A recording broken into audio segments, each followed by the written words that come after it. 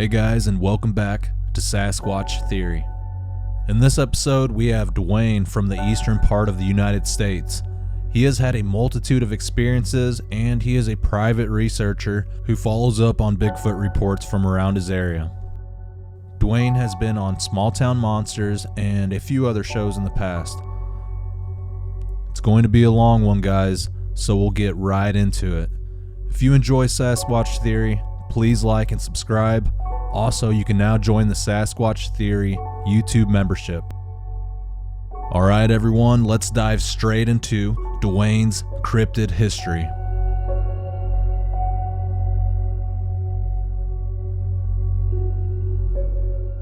Like a lot of other people, the Patterson-Gimlin and the Boggy Creek Monster legend was my exposure to Bigfoot, but I didn't really, as a kid, as a teenager, I didn't believe what I was seeing was factual. I thought it was more Hollywood.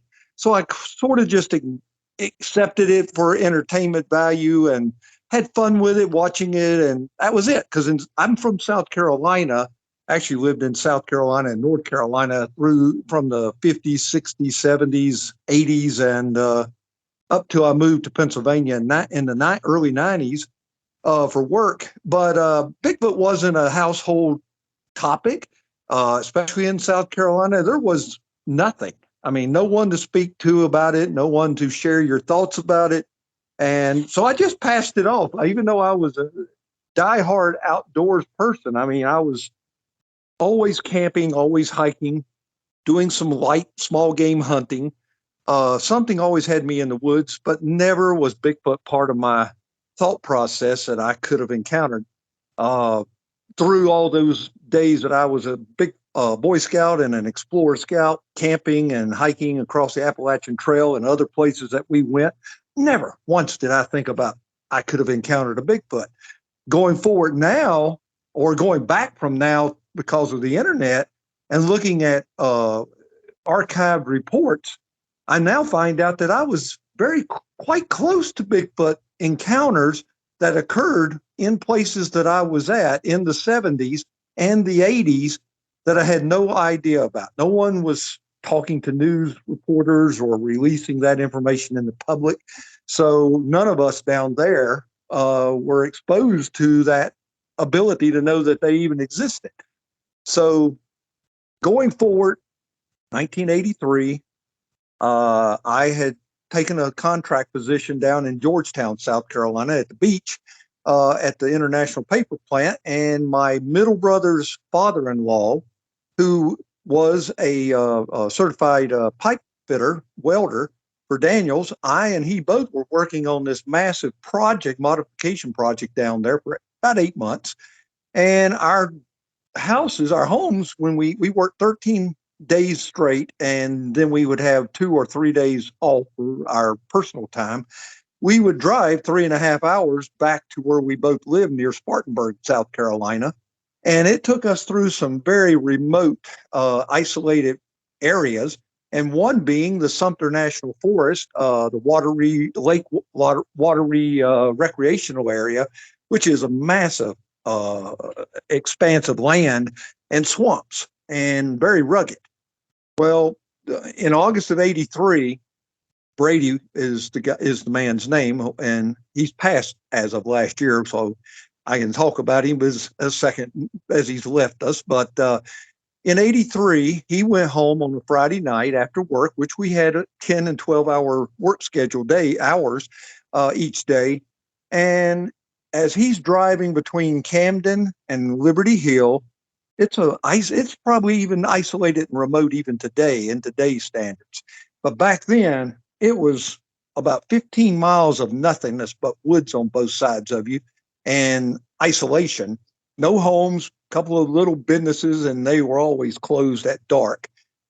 He's driving through there around 10:30 at night, and he come to me on Monday to tell me, he said, "Dwayne, did you go home this weekend?" Well, he and I didn't work together, even though we were on this massive project. It was like 2,000 guys working there. And he worked at one end of the project and I worked the other. So he and I had no idea of each other's schedule. But he knew if I went home, I would have followed the same road highway system that he took. Anyway, he comes in on Monday morning and he walked a great deal. If you knew how far he walked across this project, across this plant, all away from his work area to come tell me, because back then we did not have cell phones. He did not know where I was living or staying for the job, and I didn't know where he was living or staying. So we had no interaction between us during this time period. So he knew where I worked at. He knew my work location. So he comes to me before we were starting work and asked me that question. And I said, no, Brady, I did not go home. I had to work Saturday. So I stayed here and stayed in the area. He said, well, I need to let you know exactly what happened to me on Friday night, because he said, you go through the same locations and I want you to know to be on the lookout. I said, what are you talking about? Because I didn't know what he was kind of just being vague at a few minutes. And he gets real serious and he says, I can only tell you, I think I saw a monster. And I thought he was joking. And I looked at him. I said, what are you talking about? I said, what happened? So he tells me the story. He's driving along. No one's around, and about 10:30, and he's in this country area, in this wooded area. And he came up on an old sedan, and him being the guy he was a deacon in church and a good community steward of the community. And he did everything by the book. Good family man, all this good stuff.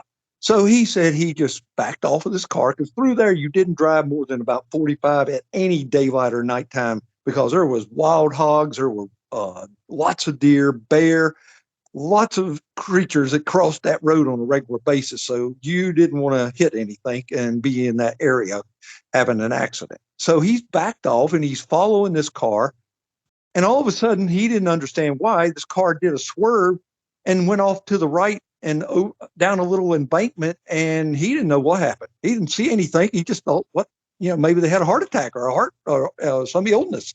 So he stopped his truck, he said, and he jumped out with a flashlight, ran up to the window. Well, back in those days, people actually let you come up and not try to hurt you or shoot you. So he taps on the window of the car, and there was these two elderly ladies in the car, and they're very excited, super excited. And all they could say is, he rolled the window out. Did you see it? Did you see it? And I said, what were they talking about, Brady? And he said, Dwayne, I didn't know and didn't really care, because he knew he had another 2 hours to drive home, and he just wanted to go home.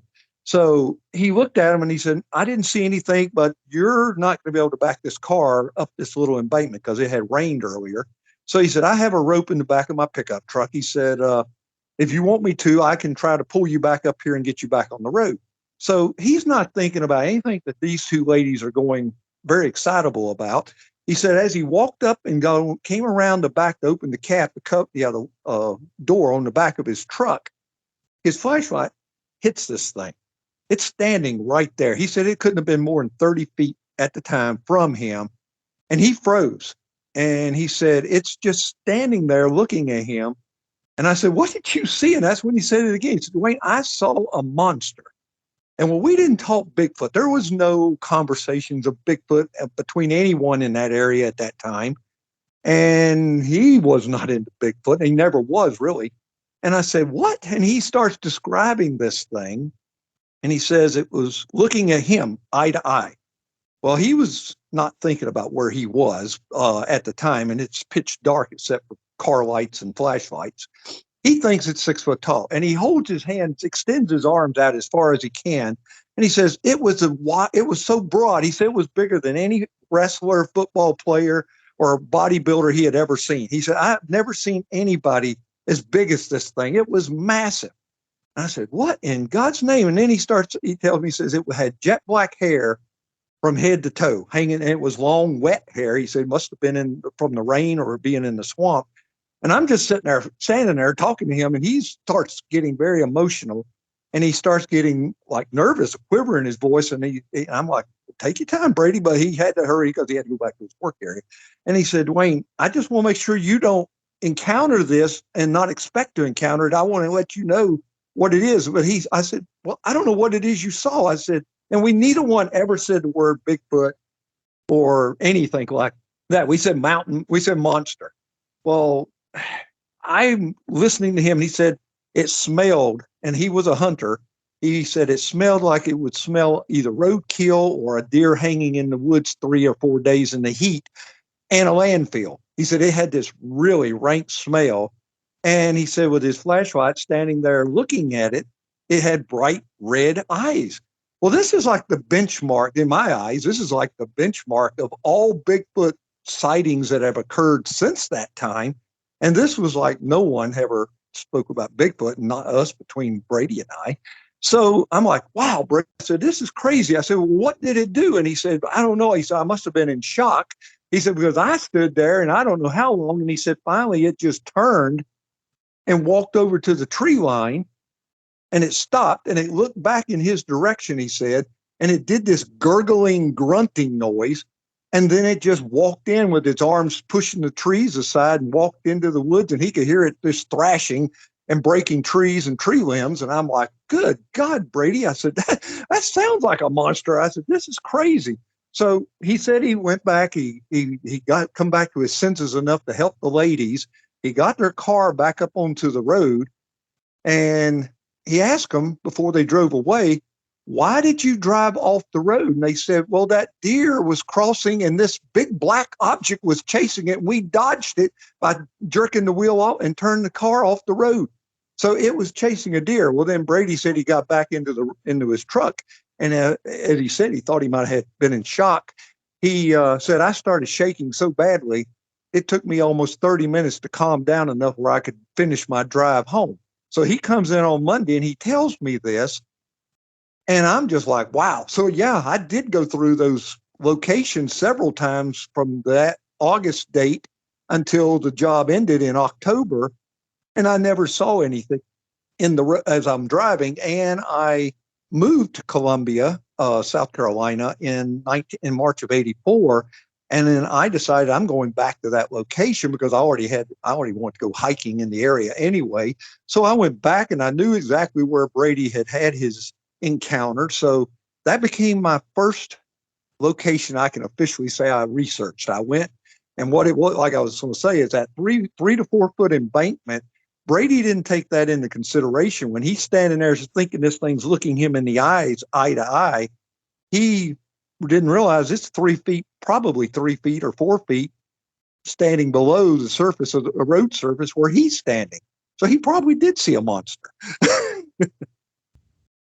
And that got me very interested. I mean, even though I had seen all the Bigfoot stuff, it's the $6 million man in search of, and things on television and in the movies, I still was not a believer of that being a real creature. But then here's Brady, and I became a real believer then that Brady, who I trusted and respected, had something happen very credible to his life that he couldn't understand.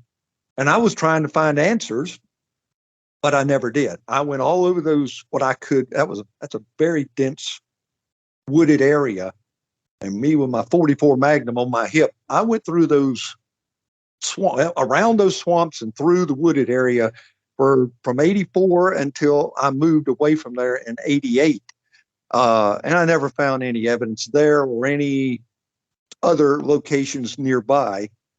And so I kind of, after so long of hiking and looking and exploring, I kind of just said, well, I don't know what it was. I guess I'll not see it. Well, by coincidence, I got into nuclear power as a instrumentation and controls engineer in '84.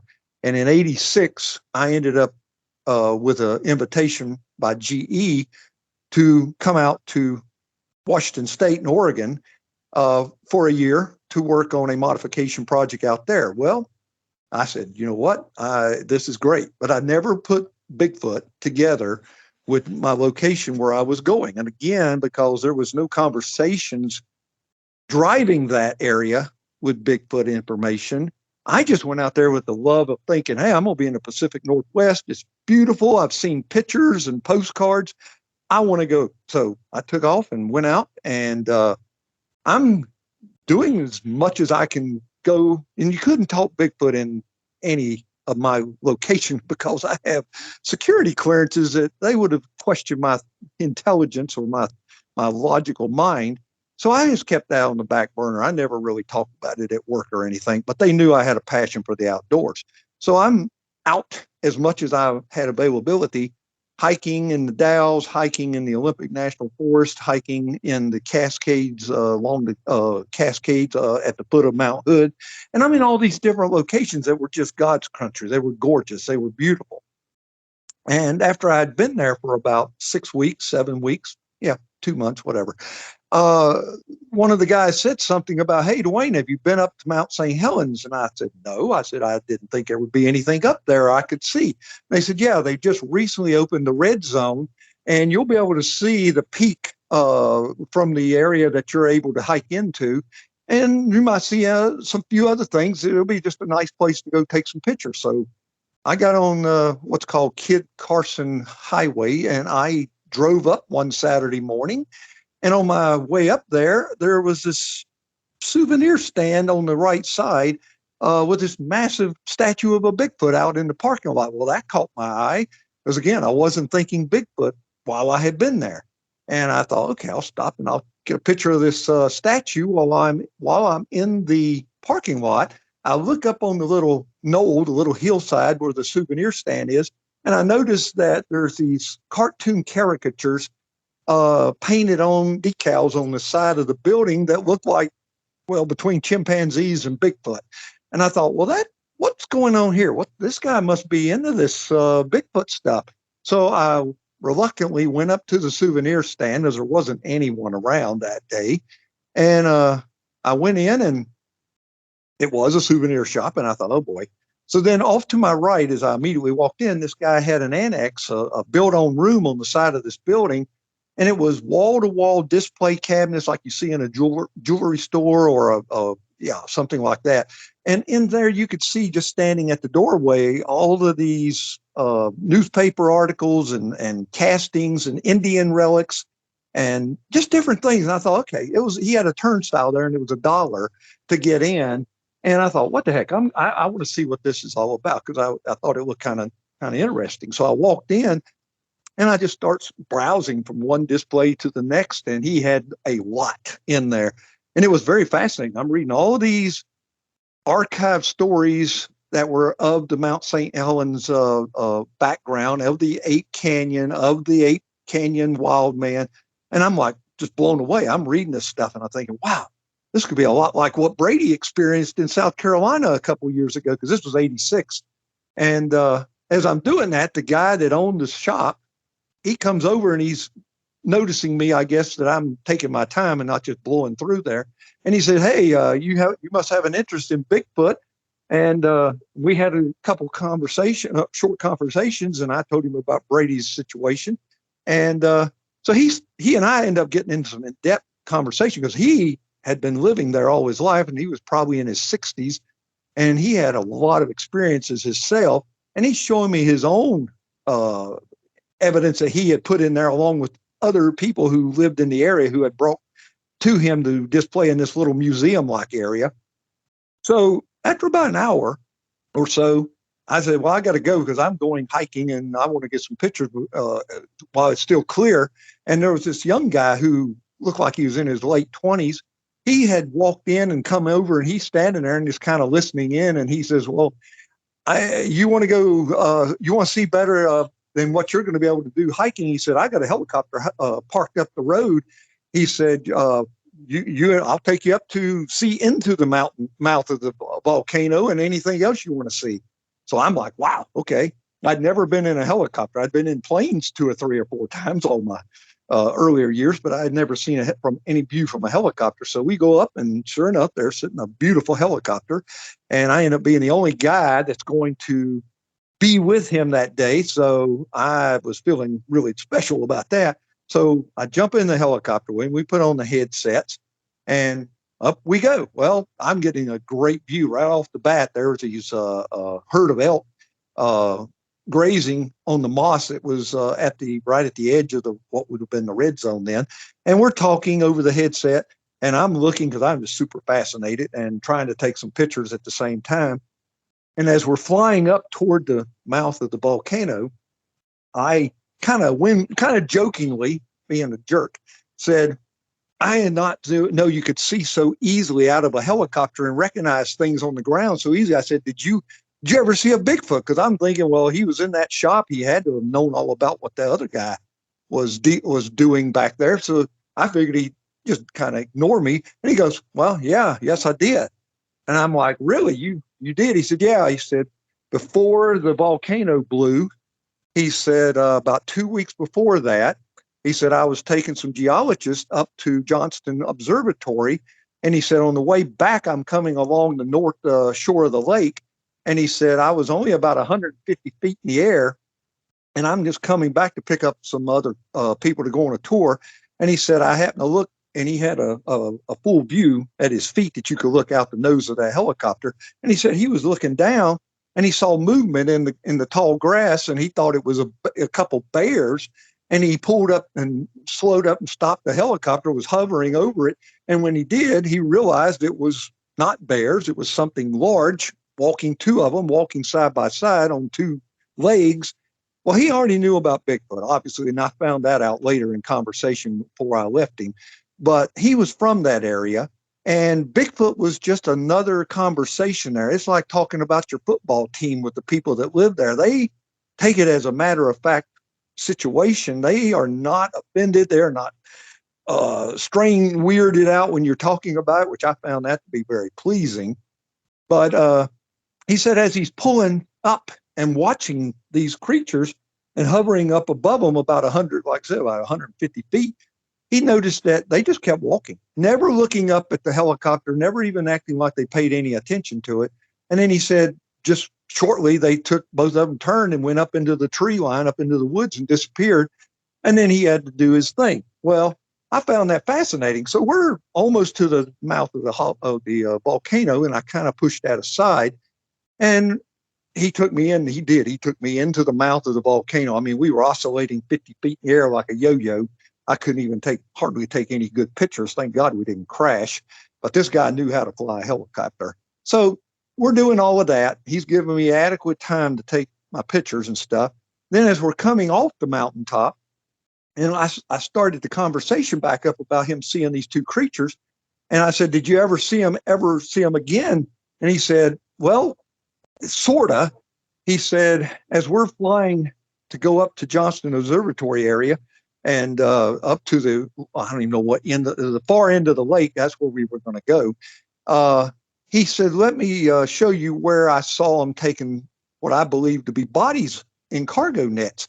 He said, for about 3 weeks after the air quality opened up in the air for helicopters and anything else to fly in that area and not be shut down, he said that the Army Corps of Engineers came in there with these large Chinook type double blade helicopters, and they had cargo nets, and they're taking all kind of debris and any wildlife that had been pushed down in the lava flow or in the flood of the lake in the mudslides, and they were hauling them out in these large cargo nets as the big shovels were picking them up and putting them in the debris, out of the debris field, so they could get the lake, because that's a reservoir there, and they needed to get it back open as soon as they could.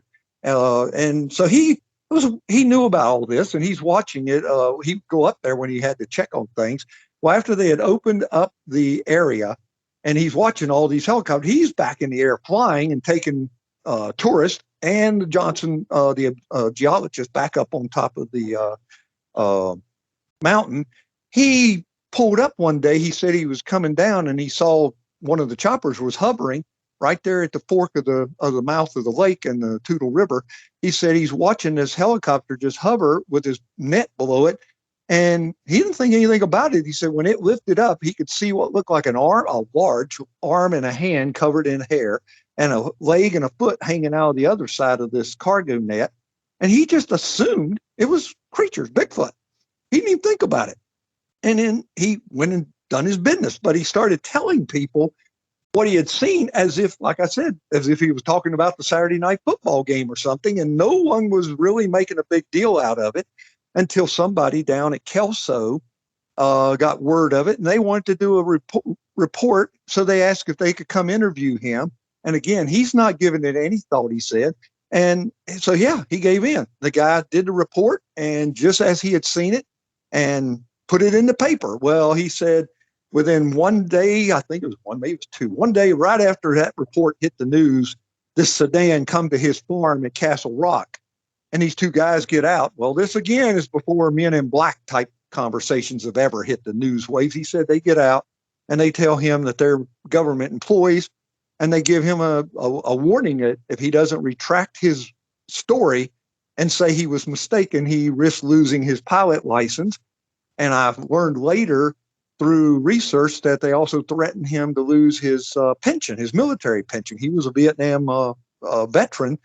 And so I guess he must have retracted his story, because 6 years later, when I showed up, he's discreetly sharing this story with people like me in his helicopter and telling me not to tell anyone. But then I found out that he had passed away from cancer in the early 2000s.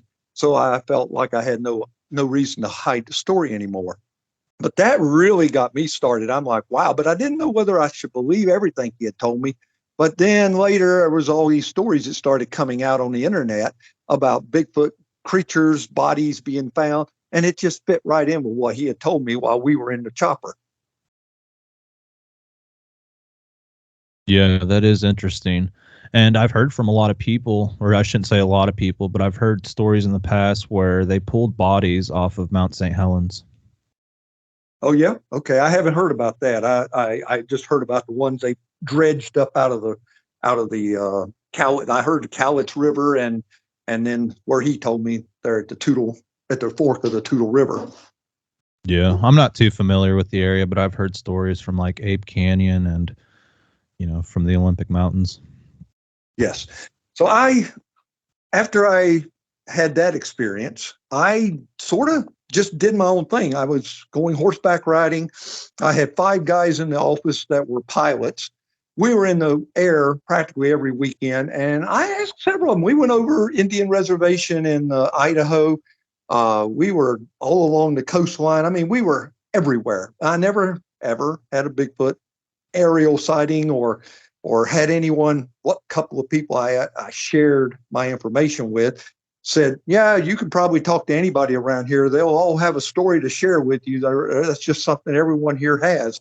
They've all had experiences, but I didn't have anything happen. So then I returned in 87 back to South Carolina, and I continued with my what I consider unofficial research, because again, I had, other than talking to that souvenir shop proprietor, I had no exposure to anyone else that had had any research experience or encounters. And I didn't know how to research. I just was already a hiker. I was already avid about knowing how to look for tracks and be aware of my surroundings when I was in the woods. So I just added the element of Bigfoot to what I was doing. But then when I came back to the Carolinas, other than Brady's encounter in Wateree, I really didn't put it out there too much, thinking about I would maybe find a Bigfoot up on the Appalachian Trail, or I was over in near Helen, Georgia, and the Chattahoochee River and along those banks, and several other places that I was back to investigating up at Lake Jocassee and places again. Now, if you go online and pull up all of these places I'm mentioning along North Carolina and the backcountry of North Carolina and Georgia, South Carolina state line, there was all kind of activity allegedly going on while I was up there. I just didn't have any exposure to anything. So my research sort of just took a sidetrack. I got tired of it. And even though I was still going to the woods and going hunt, well, not so much hunting anymore, I gave that up too. Especially when I came to Pennsylvania, I didn't come up here and do any hunting, but I was still an avid hiker and camper. But I didn't bring Bigfoot in my thoughts until 1999. And that's when the internet basically came alive, and or at least I had exposure to the internet. And I just one day out of boredom typed in Bigfoot in Pennsylvania, and that's when the BFRO website showed up, and the Gulf Coast Bigfoot Research Organization showed up, and the Bigfoot Research Network of Ohio showed up. So I started checking what they had posted because it was limited. They had very, very, very little information posted, but it gave me enough to know that Pennsylvania is got Bigfoot. And I didn't know who to contact or where to go, but I was already going to places that I was unaware had historical encounters, reports coming in from the 70s and maybe as late as the 60s. And I didn't know any of these people or how to reach them. So I just went out and did my own thing as I had been doing for hiking up in the Allegheny National Forest. Was one of my primary areas that I was hiking on weekends. And then in 99, I found out about the Chestnut Ridge, and I was only familiar with just a small portion of it, and I couldn't find any way to make access into some of the areas. It was very difficult. Everything was posted, no trespassing, or were not any accessible points. And so I stuck to mostly state parks and locations that were accessible. And I got back online and I sent the Brady's report because he didn't want anything else to do with Bigfoot. I gave him the opportunity, and he said he was, as far as he was concerned, he was done with anything to do with that creature he had experienced in '83. So he didn't want to talk to anyone. He didn't want to post his event. So I put it on, contacted the BFRO, and I talked to this couple that lived in Washington State, and very nice people. And they took the report, I emailed it to them, and then they started sort of coaching me on what to do, how to do my research, what to look for. And it was all helpful and nice to have somebody that had some interest of being in the woods and looking for evidence. So they were telling me of places that I was near, living here in Pennsylvania from Washington State, which was kind of ironic, but it helped me get my research started. So I basically say 99 is where my real research efforts began, but I wasn't finding anything of any value at that time. In 2000, I contacted and talked to Mary Green, who's now passed, very nice lady. She was one of the co-founders of the Gulf Coast Bigfoot Research Organization, living in Hinton, Tennessee, I believe is where she was at. And her and her group were doing a lot of research, and she started asking me questions on what I was seeing, what I was doing. And one of them was the tree anomalies, the structures. And I said, Mary, I don't understand what you're talking about. I said, here in Pennsylvania, due to wind, micro burst, and ice storms, we have a ton of dead trees, deadfall laying in the woods. I said, they all look the same. She said, no. She said, we're finding some really unusual looking structures. And she sent me like the X that she had found and a couple of the other basic ones. And I said, well, next time I go, I will start looking and seeing if there's any of this in the woods where I go to. Well, again, this was at the trail at the top of the Chestnut Ridge in Indiana, PA, Indiana County. And sure enough, it's amazing. I went back to where had been probably 24 times in a year's or more's hiking. And all of a sudden, once I'm looking for this, I couldn't stop seeing it. And there's stuff that's showing up, and I'm like, this is incredible. So I started talking to her, and she's giving me more information on what they're finding, the arches and all the basic ones. And I'm finding these things and the tree snaps and all this. And I'm like, well, that means there's something here. It's got to be something here. And again, I still had no familiarity with anyone in this area. And it was Mary who led me to the Pennsylvania Bigfoot Society group and to Stan Gordon. And she said, here's how you can reach them. And I suggest you get in touch with them. And she said, they will probably help you go to locations you don't have access to or know how to get into. So sure enough, that's where I started my real research, was them in 2000.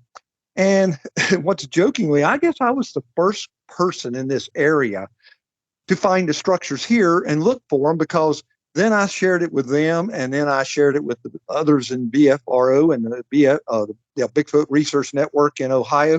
And they're making jokes. They're like, Dwayne, you're out there looking for Bigfoot. You're not looking for sticks. And they start calling me the stick man. And I'm like, well, you make your jokes if you want to. I said, well, I'll take you to what I'm finding. And I started sending them pictures. And finally, I got them on board. And I said, this is not natural. They may some of it be natural, but I said, Mother Nature's good, but she's not this good. She's not creating all of these structures that I'm finding. And I said, you do what you want with it, but I'm going to continue. I said, I feel like it's a calling card, like finding Easter eggs, and Bigfoot wants me to see it. They want us to know that they're there. But I had no idea. I was just throwing that idea out there because I've started finding them so prevalent in the locations. And it would be like if I go to Allegheny National Forest, and then I go to what we got here is Raccoon Creek State Park, which is probably 80 miles apart. The same structures are showing up. And then the same thing happened when I ended up in Chestnut Ridge and other locations, the Dairy Ridge area that I'm now is my primary location for research. These same type of structures are showing up. I said, well, they're using a template. I don't know who's building this stuff, but I said, whatever's building it, it's got the same pattern in mind, and they're copying each other identically. Because, I mean, you could go 80 to 100 miles in any direction and find these structures, and they were identical to something I had taken pictures of in another location 100 miles away. So people started opening their eyes and paying attention, and now they're starting to see this stuff. And they're like, I don't know how I missed it. I said, yeah, same way I did. No one was looking for trees. And we were always looking for the creature itself or looking for footprints. So that was it. PBS, the Pennsylvania Bigfoot Society, I became even though I continued to be an independent researcher, I became an active member of theirs, kind of an honorary member. And Stan Gordon, I became friends with him, and he would share information with me, at least point me in the right direction. He wouldn't give me any precise details of location or the witnesses or any of that, but he would put me in the right location. And so my research expanded, and I started finding a lot of like tracks and tree structures and learning more about the reports that were coming in that I had no idea about because they were kept private to the group that was receiving them. And 95% of what reports we were getting was associated with the Chestnut Ridge. So from 99, before I joined the group and became involved with the PBS group, from 99 until 2004, the Dairy Ridge area was overwhelmed with reports. And we only wonder how many reports didn't get called in. To know how many did get called in was just overwhelming. And some fabulous reports. I can give you one example that I was a follow up on the research on the witness report. And anybody can follow this up on maps and look it up. It's all these locations are right out there in plain sight. There's a place called Torrance, Torrance, hospital. It's for mentally disabled people. And it's in a kind of rural area out in the woods with the Chestnut Ridge butting up to the back side of it. And in 2003, this would have been like September 2003, this family who owns a large expanse of land, several acres, they like to plant corn and soybean, depending on the time of year, on this area. And in September, it was the father had a harvester, and his wife and the grown son and his wife were all there doing the planting and harvesting. And at the end of the day, they were in the middle of their field, and they're sitting, the father's up on the harvester and the other three are standing at the side of it, and they're just talking and discussing whatever. And the sun was behind them. I'll give you that example. The setting sun was high in the sky, and it was aimed back toward the Chestnut Ridge hillside. And there's a two-line very active railroad track that comes across the ridge right at the top of one edge of their property. And as they're standing and sitting there, this is probably about 150 yards distance to the railroad track area. They see movement going on up there on the tracks. And again, it's a very busy, active railroad. And they saw this something that had the color of a deer, moving around, and they just assumed it was a deer. They couldn't really tell from where they were watching. So as they're noticing it move around, suddenly it comes over where they can see it clearly, and it looks like a man in a, as we've heard many people say, it looks like a man in a long fur coat is standing where there's a slope. It's about a 25-foot slope that's got about a 60-degree angle.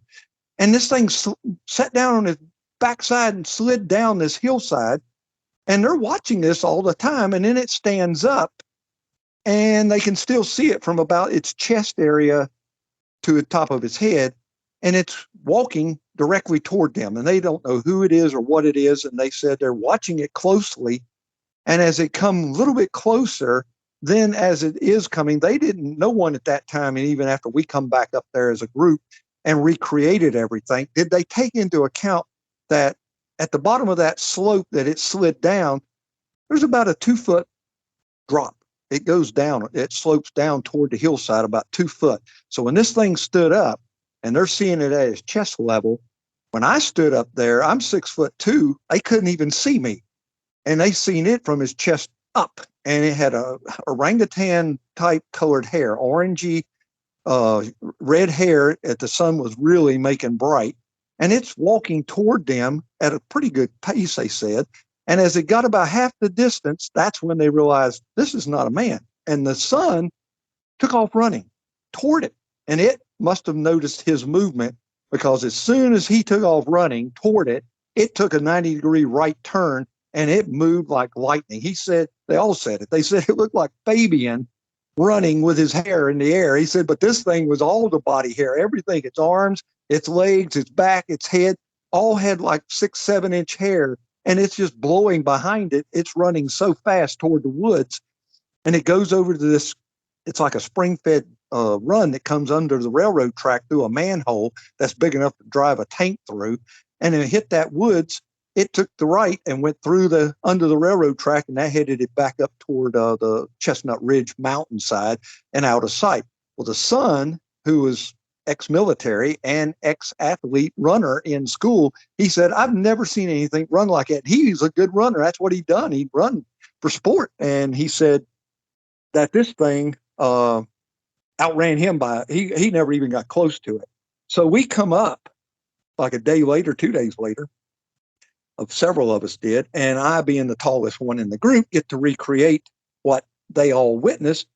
And everybody's in the middle of the field, and I'm up on the railroad track, and I come down the slope, and I stood up, and like I said, they couldn't even see me until I was at least another several 30, 40 yards toward them. And they start seeing my head, my shoulders, and I start coming into view. And where it turned, then now they can see me as well as it. And we walked, we never did find any tracks, which was weird because this was a freshly plowed field. And we went down to the woods where the boy or the son said he saw it go into the woods and turn and go up the mountain. And I don't know if it had any association with this creature, but we found this cat, pretty much a full-grown cat, had been pulled out of the skin. It was just the skin of the cat and the head. It had been pulled out of the body, was gone. Something had just ripped that cat into pieces. And I'm like, wow. So we don't know what that had to do with any of that. But that was one of the most fascinating reports that I had gotten in 2003.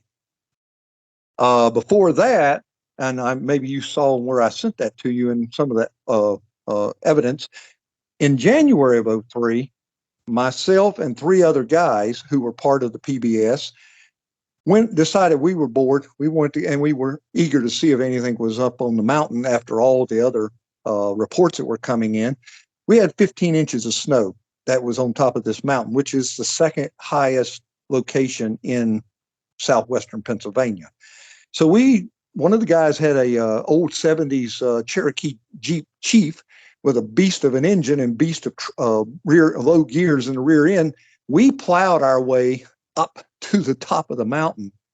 There was no sign of activity up there when we got there, to an old fire tower. And we all 4 got out and we spread out, and we're almost knee high in the snow.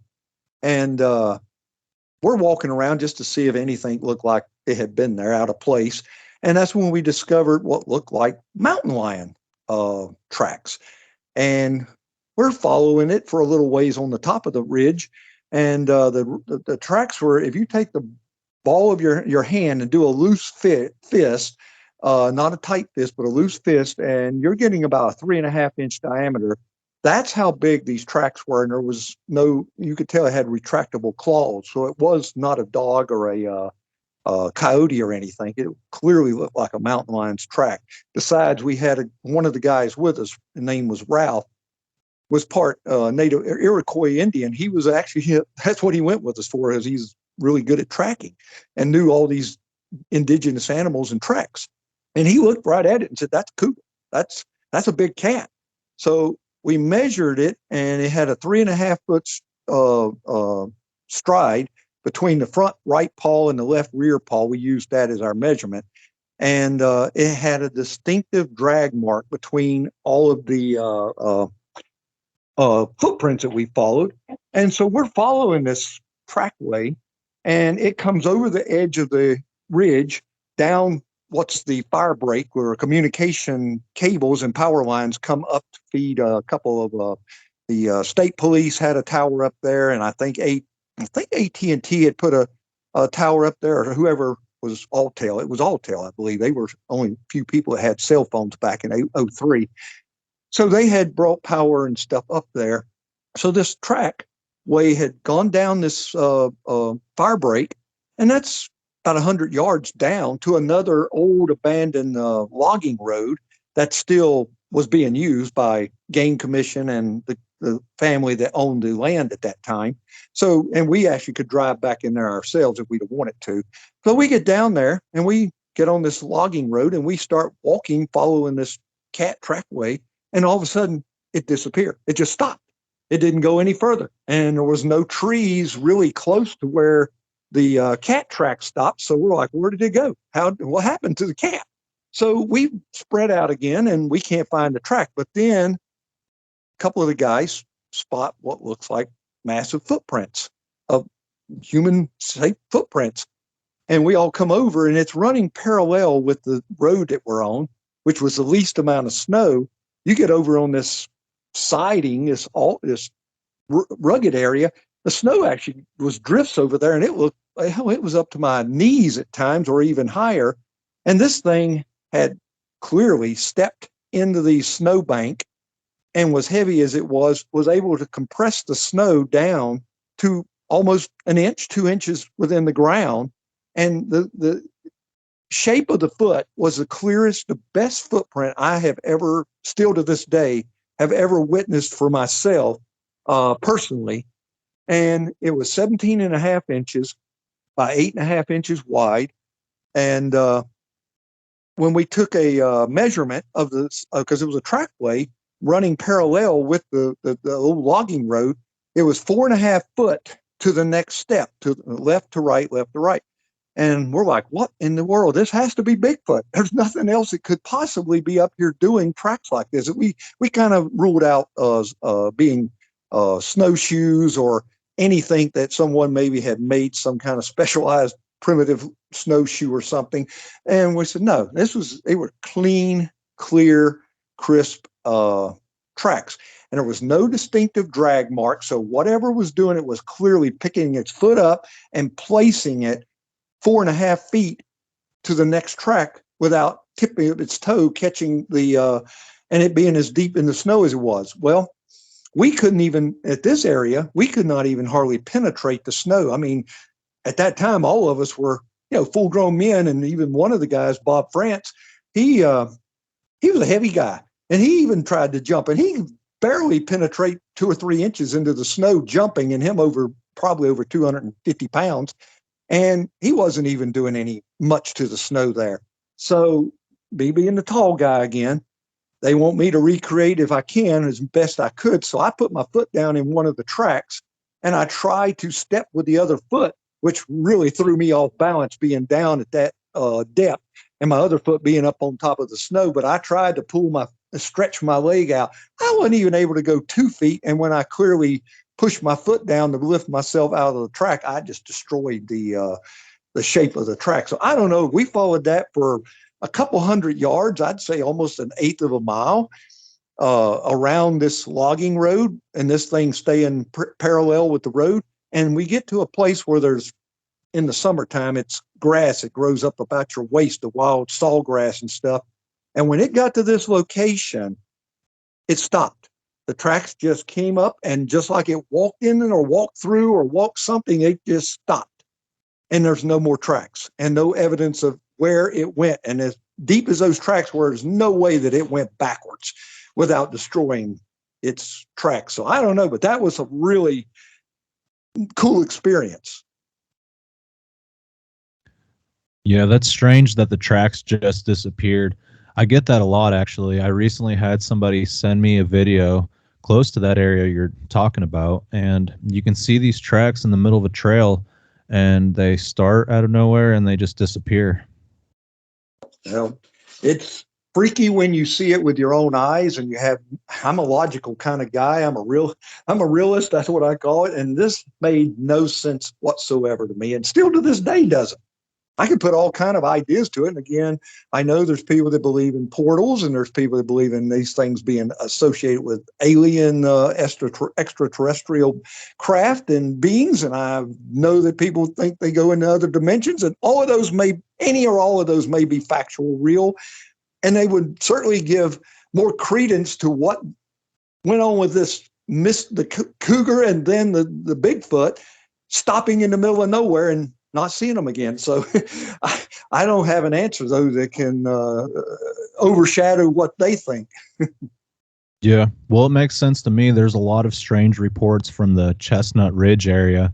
And to me, it seems like if the tracks are just stopping, a lot of people are claiming, it's associated with portals and UFOs, aliens, that it's possible it's connected with the missing people. I mean, maybe people are walking into an area and they end up somewhere else. Maybe it's not on this world, because there's a lot of people that go missing, and these tracks and the Sasquatch, they seem to appear and just disappear. And same with the UFOs and ghosts, paranormal activity. It just comes out of nowhere and goes back into nowhere.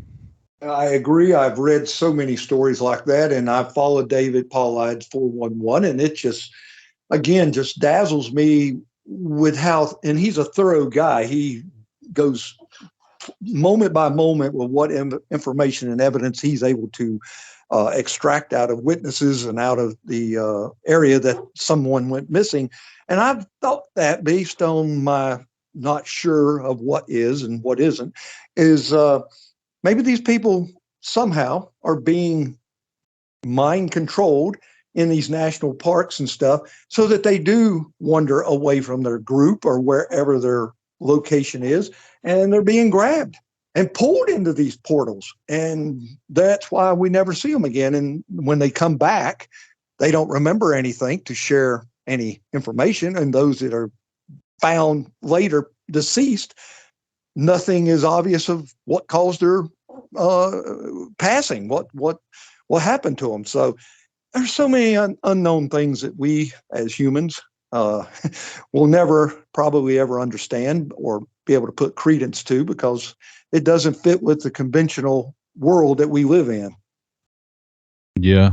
And I pull these theories from a lot of the stories that came out of the Bermuda Triangle area, how a lot of military personnel would just go missing, planes, ships, and the people that would go looking for them would go missing as well. I think whatever's going on there is the same thing that's going on, in the United States and all over North America. I believe so too. I believe you're right on target with your theory of that, because it fits. It fits together. It has the same kind of substance, and it's just in a bigger volume when you're talking planes and ships and the likes of that, versus a person or someone on a bike or walking, disappearing. But I think it all has the same bearings. But again, I've been doing my research independently and associated with group members of different groups since, like I said, 99, 2000. until recent. We were actually out on the Chestnut Ridge, Dairy Ridge. 5 of us were out there this past Saturday, walking around about 3 inches of snow, and we found numerous amounts of coyote tracks, a couple trackways that look like bobcat, and a couple turkeys and one raccoon. Nothing of bear. They should be all hibernating up there, and certainly nothing. Unfortunately, didn't find any Bigfoot evidence. My friend John and I were up there, and another guy, Scott. We were up there last year several times during summer weather season, and that's where we found this sapling. And this is the second time I've been in an area that we found saplings. One was up in Clearfield County, which is going north of me about an hour and about 2 hours, between going in the direction of Clearfield and where State College, Penn State College in Scranton, PA is. We were examining that area in 2010, and we found these little white pines in a meadow. And they were, I don't know if they were planted by someone or just happened to be in this row, but there was like 4 of them that goes across this open meadow that's about the size of a little league football, like something you would have in your backyard for playing football or something. And something had walked along there, and the trees are probably about 5 foot tall, and had grabbed them when you could see this mojo grip on the top of 4 of these trees, and had twisted them and splintered them and bent them all in the same direction. And on one of the trees, we found hair samples, and we sent them off and never got an answer back on anything of what they were from. But we ruled out ourselves that it was any of the local animals. That nothing would have bent those tree tops about 8 inches, just enough where a good hand could grab it, do a nice twist, and bow it all just like they were just walking along and not doing anything special and twisting trees. Well, last year here in Dairy Ridge, which is again about 130 miles, 120 miles apart from this other location in 2010, we were hiking the lower logging trail, and 3 of us were, and we came up on this sapling about the same proportions. And something had taken the top of that one the same way. You can clearly see what looks like finger indentions in it's about an inch and a half diameter. The tree was the tree's base, and it twisted and it bowed it over, and we got hair off of that tree. And I think I sent you some pictures of the sample hair, and the lower part of that, there's like 2 parts of that little sapling, had done the same thing at another branch on the bottom, and had twisted it and bowed it over and snapped it. And in the splintering of where the tree limb was broken, something's hair had gotten captured in the splintering, and we carefully extracted the hair in both locations, put them in brown envelopes because you don't want to put them in plastic. That degrades the hair. So we put them in brown because that's what Dr. Meldrum told us to do.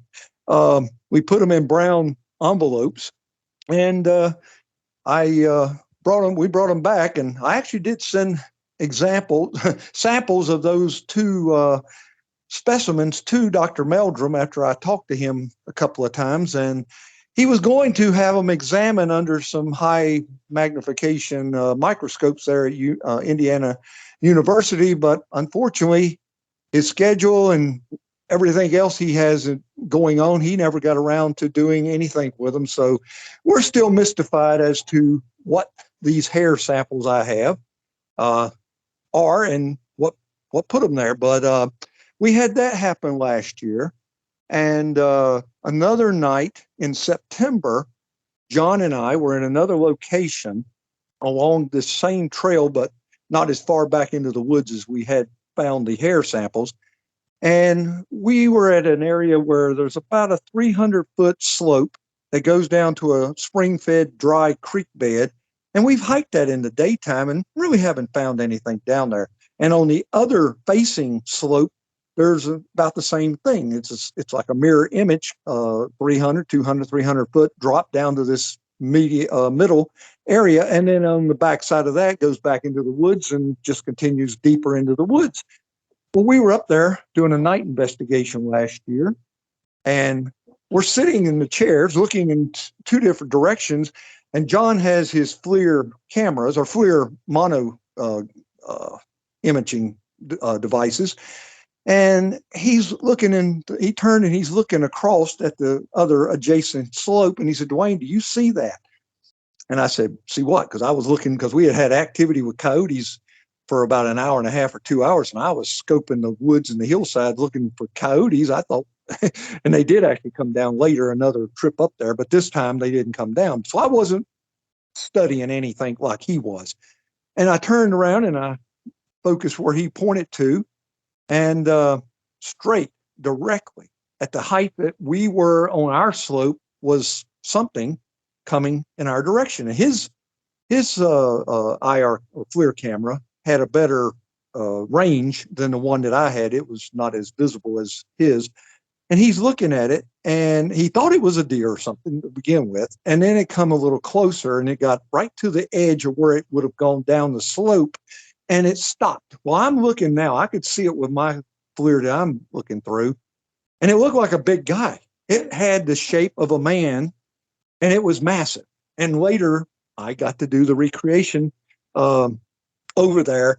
And again, I didn't look like anything from that distance. We're talking almost 400 feet across, thereabouts, across from here, that slope top edge and our slope area.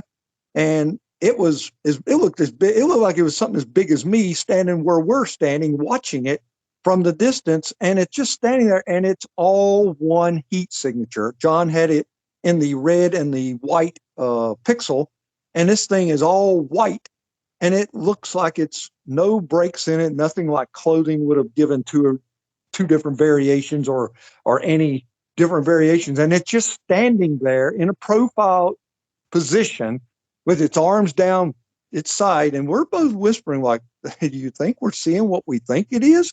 And it's just there. And then without reason, it vanished. It just vanished. It didn't turn and run. It didn't go back the way it come. It just wasn't there anymore. And we're like, what the heck? So we're searching everywhere. We're walking out and looking up and looking down, and went down our slope, and we're trying to see if we can spot it. Maybe thought it might have laid down behind something, and we can't find it. And we never did find it. It never showed up again. And the next weekend, we came back with a couple more people, and we went over on that side of the ridge of that slope, and there was nowhere for that thing to have laid down. There was nothing but ferns and some rocks that were 2 or 3 inches off the ground.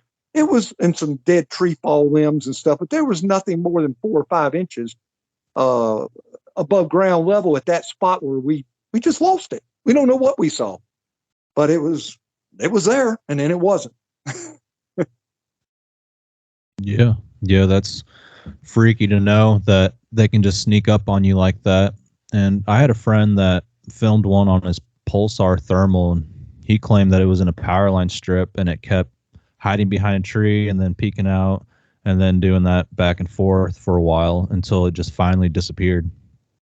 That's really crazy. Yeah, they do. You keep hearing those kind of reports. I mean, I know I've watched your videos, which are really awesome. The ones that you yourself went to your locations and you talk about your encounters, and that's, they peek out. People say, well, how can something that big hide? They can. We don't know how, but they can. They hide. Yeah, and they're super fast, and they're not all 11 foot tall. A lot of them are juveniles and females, so they vary in size. I fully believe that too.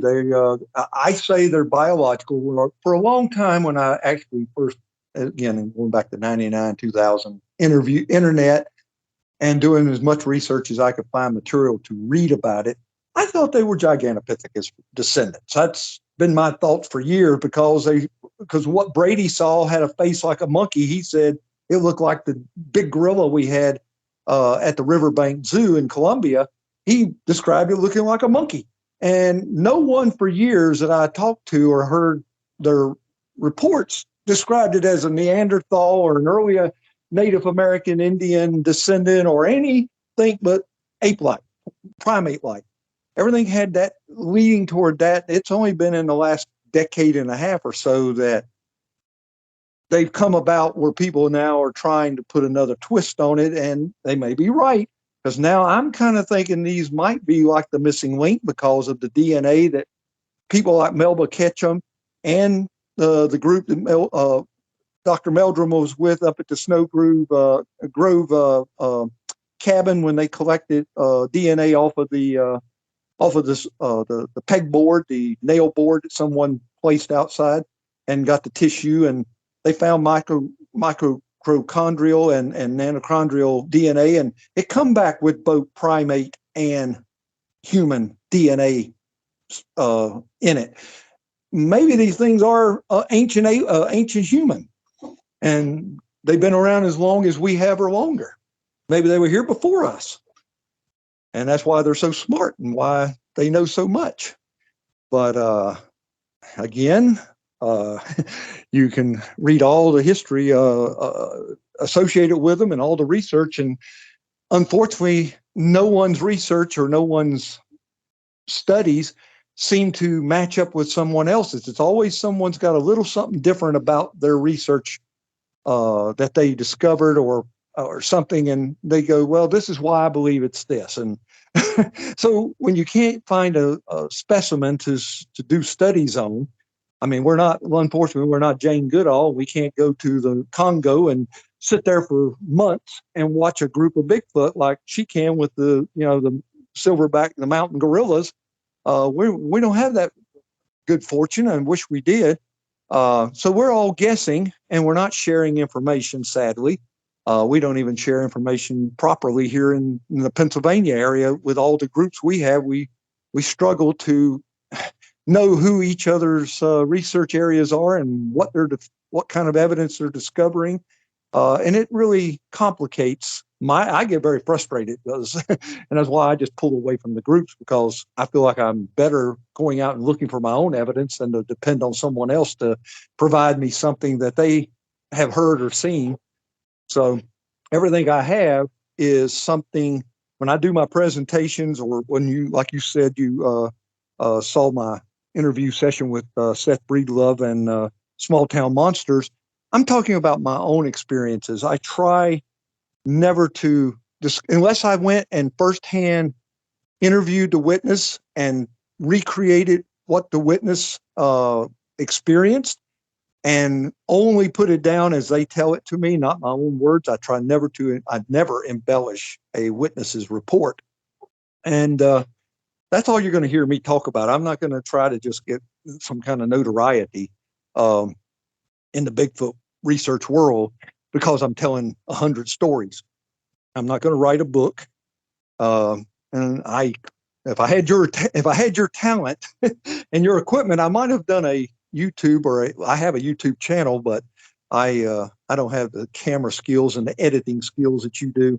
Or I might have had a Bigfoot web page or a YouTube channel years ago, because people were begging me to put my experiences on there, because I archive or write in a ledger or online, as I do now, my experiences. But I just said it's not really worth it. I don't even take pictures. People get very frustrated with me because I stopped taking pictures. I saw so many structures and even impressions or tracks, because we're not fortunate enough here. Our soil sample, our substrate, as Jeff Meldrum calls it, because he's right, it is compressed of leaves and limestone and sandstone, and it's so dense. We aren't fortunate enough to get good tracks here. That's why the snow was so good that I saw in 2003, but 95 to 99% in southwestern Pennsylvania is just impressions, not good enough or deep enough to actually do castings. So I'd take a powder, and I sprinkle powder in the tracks to enhance the footprint for photo sessions only, and then it's gone. So I don't do any castings. We tried a couple of times, and they were so shallow that it just didn't, the impression, the impression casting didn't hold. So we just all quit wasting time and spending time doing that. But, I just go out and try to find evidence and follow up. But like I said, the ones that I follow up on, and another one that sticks out big time, it got me, because we think that 2004, all these reports that were coming in from the Dairy Ridge area suddenly just stopped. We thought, well, we're not getting reports anymore. What's happening? But they just stopped. Nothing was happening. And then in 2009, we don't know what happened between 2004 and 2009 because we didn't get hardly any reports anywhere. But in 2009, further down Chestnut Ridge, going south from Dairy Ridge, which is in Westmoreland County, and Dairy is a small township, a small municipal township that's about 40 miles east of Pittsburgh. So going south on the ridge, continuing down about 60 miles, that's the Fayette County area. And there's woodlands in Dunbar, which became my primary location from 2009 to 2016. And then further down, east of that or south of that, continuing on the ridge, is Forbes State Forest and Quebec Run. Well, in 2009, July of 2009, myself and two other researchers from the PBS went to investigate a sighting that just sounded incredible. And these two ladies, sisters, they lived in Dunbar, and they had some family land that's abandoned now. And they have this location where they had all these feral cats that they loved, and they fed them, and they loved to go reminisce about their family. That's where they had grown up at on this piece of property. So they loved to go there. They had a great emotional attachment to this piece of property. And they kept it mowed and cultivated, except around the outer perimeter, which is about a half an acre in expanse. They let that grow up and be wild. And around this property is a lot of blackberry bushes and honeysuckles and other berry bushes. And they said back in July of 2009, when they called this report in, the one sister had come in. This was a routine they had every morning. And then they would visit the land again at night to feed the cats, water the cats, and just be on the property. Well, this particular morning, she got out, left her sister in the car, who could not, when you park a car pulled up to their property, it's kind of like what am I trying to say here? Like a tunnel or a chute, because you're surrounded on both sides with thick foliage and tall trees. And then you walk probably about 30 feet, and the property opens up, and it becomes their grassy property that they care for. Well, she said she's walking with the bag of cat food in her hand, and she didn't see her cats. And she knew that was not normal because they always came up, and there were several of them there that would come running when she got out of the car, and none of the cats were anywhere in sight. So she thought something's wrong. And she's walking, she said, and this was a beautiful sunny day, so she could see very clearly.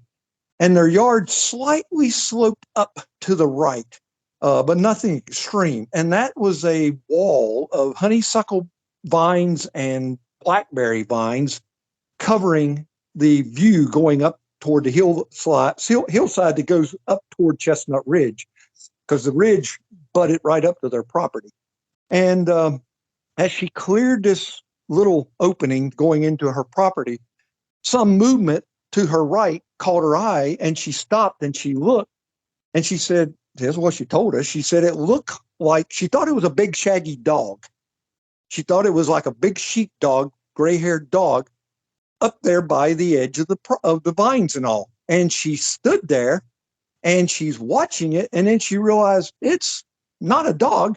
And it must have then realized she was there, and it looked at her, and it stood up and it run. And she said it looked like about something the size of an 11, 12-year-old boy in a rabbit suit, in fur, in thick, long, smooth, gray rabbit fur. but it wasn't a rabbit, and it didn't have any appearance. It was something shaggy with like rabbit fur. And she thought, what in the world is that? And she said, I must have went into shock. Well, so again, she's standing there and she doesn't know how many minutes or seconds went by when all this is happening. And she's still watching where this thing ran to. And she hasn't moved another muscle, she said. And she said, as she's watching, something moved behind this massive wall of vines and thicket in front of her. And that's when the adult stepped out and made its appearance. And it's gigantic. Again, it's massive. And she said she don't know how she didn't have a heart attack. She said it looked like she's thinking King Kong. It was gigantic. And it rolls out, just takes a step or two out, and now she can see it from about below its knees up the whole body, standing there looking straight at her. And it's jet black, and it's huge, gigantic. And we're like, really? And well, what did it do? And she said, well, it tried to turn and go through this thicket of vines and all this other stuff. And she said it got caught up in it, and it was grunting and growling and just ripping these vines trying to get through, and it couldn't. And it finally just stopped, and it turned around, and she thought it was going to come toward her, and she's still just standing there. And she said it came out a few feet and took a right, and it rolled around the vines, and then she could hear it thrashing as it went up the hillside into the woods above their property. So she called us, and 3 of us showed up. And this time I wasn't the guinea pig to recreate. I did for the little one, but not for the massive big one. I got down on hands and knees, and she said, yeah, it was about your size when you're down on hands and knees, but it wasn't as tall as you when you stood up. And then when I tried to go through the thicket, that it ran like something faster than she had ever seen anything run. I couldn't even walk through this thicket. It was so bad. How it went through, I don't know. But the big one, the guy, one of the 3 of us, Eric, he went back. He stepped into this where she saw the big one step out of, and he was almost disappearing. He's 6 foot tall, and all you could see was about his chest up. And then at that time, she's seeing it from its knees up. And we're like, oh my God, how big was this thing? So the problem was the land was not level. It was some divots and up and down terrain. And so Eric turned and he went over to where it got tangled up in the vines. And we had a stick with the group that had the foot markings on it. It was a 12-foot stick. And we said, well, we're going to raise this stick up, and you tell us where you think its head was at. So he's standing there and he's inching this pole up in the air. And she said, you can stop right there. And she said, I can tell you exactly where its head was at. And above Eric was this purplish pink colored hydrangea flower that had grown wildflower. It had grown up in the thicket of these, sugar cane and vines. And it was up there. And she said, its head was touching that flower. So Eric runs that stick up there. It was 9 foot 2 inches tall where he stood at to that flower. Yeah, that sounds like a pretty big creature. And for it to run through a thicket area like that, it's got to be pretty tough. I don't know how I did it. I couldn't do it. My legs were getting all tangled up in the vines and the sawbriars and everything. It was up in there, plus just an overabundance of overgrowth. I couldn't do it. And I'm a pretty sturdy guy, and I couldn't break through. And she said it went through there like there was nothing in its way. But now they had other events happen on that property. I haven't spoken to them in a couple years now. Other people have, and they said there's still continued sounds and other things happening. But they were leaving their property one day on a Sunday, and they were just 100 yards going away from the property on a Sunday afternoon, and they saw a creature come up out of a creek bed in the snow and cross this little dirt road and go up the side of an embankment full of snow like it was nothing to it. And they watched it go until it came and left and went out of its location. Again, it was running in the direction of Dunbar Game Lands. in the Chestnut Ridge, just as the big one did in 2009. This was in 2010, in December of 2010. And we went all over that area and we found some tracks again in the snow. And back then we did not know how to cast, how to freeze snow enough to cast it. We didn't have any ability to do that with snow. So we took pictures and we followed as far as we could go and not be impeded by vegetation and the terrain. And so we know that the lady saw something and made footprints in the snow, but we didn't have any other evidence than that. And there was a man and his son, his teenage son, who was a neighbor on that road down below the property where they had their first experience in 2010. Before that, they were driving by the same road that they saw this creature come up out of the creek. This father and son, right? It was raining and it was right at dark. And on the right side of that road is a railroad track, a spur track. So it's not frequently traveled by trains. And then there's what they call the turtle pond. It's got a lot of frogs and turtles in it. And vegetation growing up out of it. Well, as this man and his son are driving along at not very fast speed, this brown color, not black this time, comes out of where the turtle pond is, crosses the regular road there that everyone travels, and it goes up the embankment and out of sight. That the lady saw the dark colored one go out of sight in December of 2010. So we knew there was a lot of activity happening there, but we could not save ourselves and find any evidence. Well, that is exactly the same location that Cliff Barackman, when Finding Bigfoot was a series on television, they came to southwestern Pennsylvania, and they did a segment with a bunch of our guys, and we took them to our locations that we had these experiences called in, or we had experiences. And Cliff, in that series, spent the night in the woods where these all creatures were running to, but he had nothing happen. But in my opinion, you got to be in the right place at the right time. And if you're dealing with an intelligent being, as we give this thing credence, they got to want to interact with you. You're not going to get anything unless they want you to see them. So I guess they do make mistakes. Even computers have glitches. So, anything of any intelligence can make a mistake on any given day. But I think mostly they don't want human beings to interact with them. But, just because somebody doesn't see one, I have that happen a lot when probably when they hear this video, there's going to be people that's going to say, well, Dwayne, you don't have any evidence. Well, I've got the tree structure pictures. I'll take people anytime they want to go to any of my locations. And I'll hope with everything I've got that something will happen while we're there, but there's no guarantee in it. We had a group in 2016. There was several. This is in Chestnut Ridge in Fayette County. In 2010, there was a PA game state constable who was a friend of mine, had an encounter while he was doing security, him and a couple other guys, when they were putting these massive windmills in. And he had one while he was doing his night patrol stand up, and he's got a 40 caliber Glock on his hip, and he was terrified. He saw this thing. He said it was well over 8 foot tall, and he had heard all the sounds and had all kind of things happening up until he had the encounter. But he was terrified for that moment because he didn't know what he was seeing, and him a police officer. But we all went up and we tried to recreate that, and we that was in the Quebec Run area.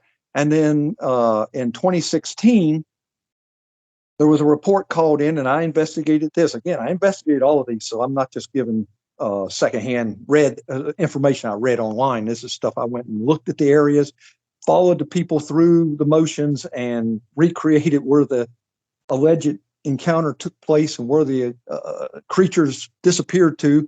I couldn't give them any evidence. I couldn't help them. I wish I could have. but just trying to give them peace of mind. But anyway, in 2016, this group out of Philadelphia that does a ghost hunting uh, show had done that show on one of their networks out there, had an interest in doing Bigfoot. So they talked to our PBS group, and they made arrangements to send some of their members out with their camera crew, and they wanted us to take them to some locations for Bigfooting. And then their brain, because they had done ghost hunting for so long, and I do ghost hunting myself. I've done paranormal, and I've had paranormal encounters where I've actually seen apparitions and heard and had a whole lot of weird things happen doing that. But that's a whole nother a specimen than a Bigfoot that's flesh and blood in my mind. But they thought we could just take them to a location and hang out, and Bigfoot would show up. And so we took them to these two locations where things had occurred, and unfortunately, we never had anything happen. And they were like, "I thought you guys were going to make Bigfoot come out for us." And I was like, "Are you kidding me? It doesn't work like that." Yeah. It seems like a lot of people think they can just go to these areas and something will happen. Unfortunately, they do. So anyway, Quebec Run is a significant location where several reports have come out of. My friends, who I consider credible and honest, have had different events happen, from rock throwing, whoops, to hearing wood knocks, to hearing something creeping, heavily thudding footprints or footsteps walking around wherever they're located, to seeing mystical looking lights that we all call orbs now, but there's some kind of, I think they're probes. I think the one that I saw, well, the two that I saw, we were doing an investigation on a family farm property in June of 2012. And I think I sent you the sound recording that we were lucky enough to capture. Because again, we're not always lucky enough to capture film or audio. And when we do, again, it's sort of like winning the lottery, at least the consolation prize, short of seeing an actual physical being. But in 2012, this family who lives on a very nice farm at the backside, they're on Chestnut Ridge, and they're at the backside of Quebec Run, had been experiencing weird stuff happening to the point that two of the members of the family had physical encounters, visible encounters with the creature. And they only thought it was one because they all saw the same and described the same creature, which was about 8 foot tall, reddish, more reddish than brown hair, long flowing hair. And they said it looked a little bit like the Jack Lynx type Bigfoot, but it wasn't as comical in the face, but it had hair like that. It was very long and flowing and shaggy hair. And it was coming down on their property, and it was disturbing their cattle, their goats, their dogs. They raised exotic dogs that they had in pens out in the back of the property. And they knew there was something there going on. So they kept an eye out. They kept a vigil. And the first time someone saw it was a 16-year-old son. They had a fishing pond to the corner of their property, and they had a little fishing cabin hut that they built. And he had invited some of his school friends to come over and go swimming with him and fishing. And he wanted to put his swimming trunks on. So he went around the backside instead of inside. He went around the backside of this cabin structure. And this thing was right there, stood right there in front of him, scared him to death. He froze. And he come back and he's telling his friends and his brothers and his dad later what he had seen. Well, they knew there was something real, and that was probably what was causing the disturbance of the animals. So then a few nights later, the father, who I know, Sean, he was out there. He liked to go out and just sit on this porch of this little building by himself and just watch the little pond they had and just sit there. Well, his sons were playing basketball at the backside of the property in the yard, and there was a yard light on.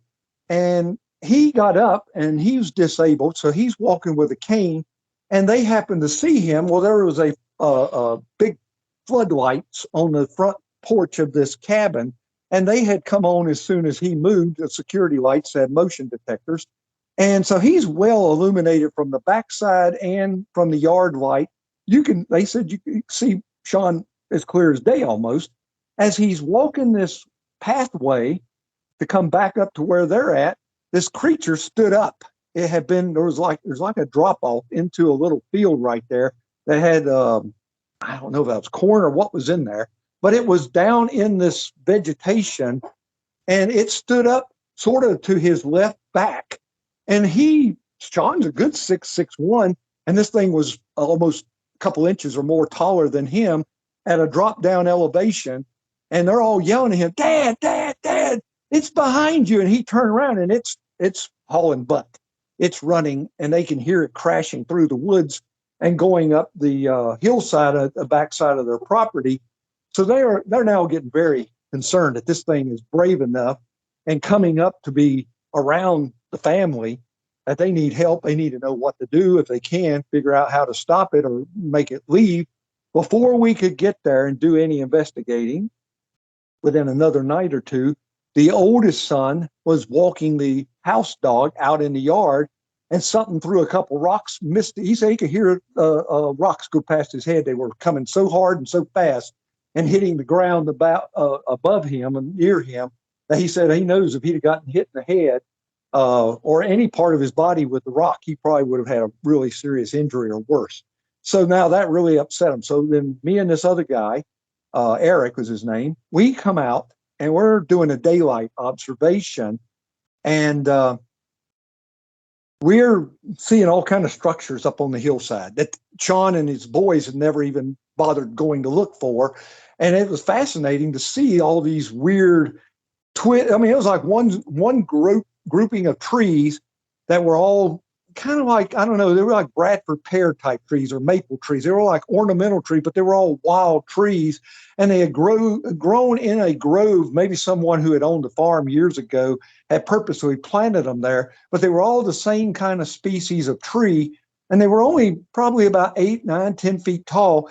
When we walked up there, something had purposely taken the tops out of about 10 of them and done what these little saplings we saw in 2010 and last year, had taken them and just with strength, ungodly strength, twisted them and bowed every one of them in the same direction.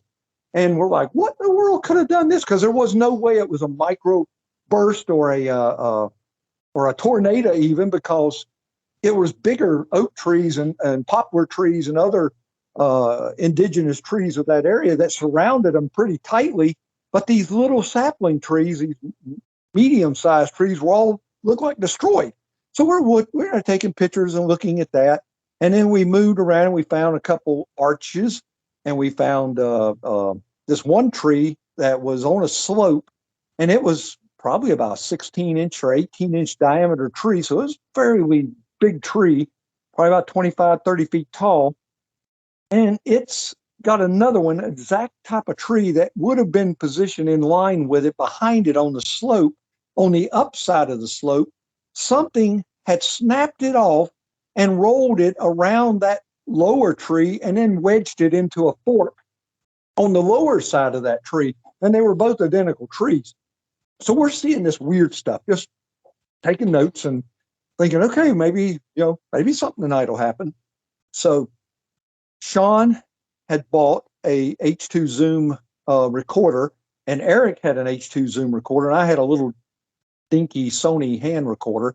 And they had placed these two H2 Zoom recorders in a fork of a tree and a stump that was on this little walking trail that went on the backside of their property before it got dark, and just turned them on and left them there. And we went over to the boathouse, to the pond, the fishing pond, the boathouse, and I had my little handheld recorder, and we're just all sitting there, and nothing's happening. And it's normal cadence of frogs and crickets and all the stuff that you usually hear on a farm or a woods, until about 11:30.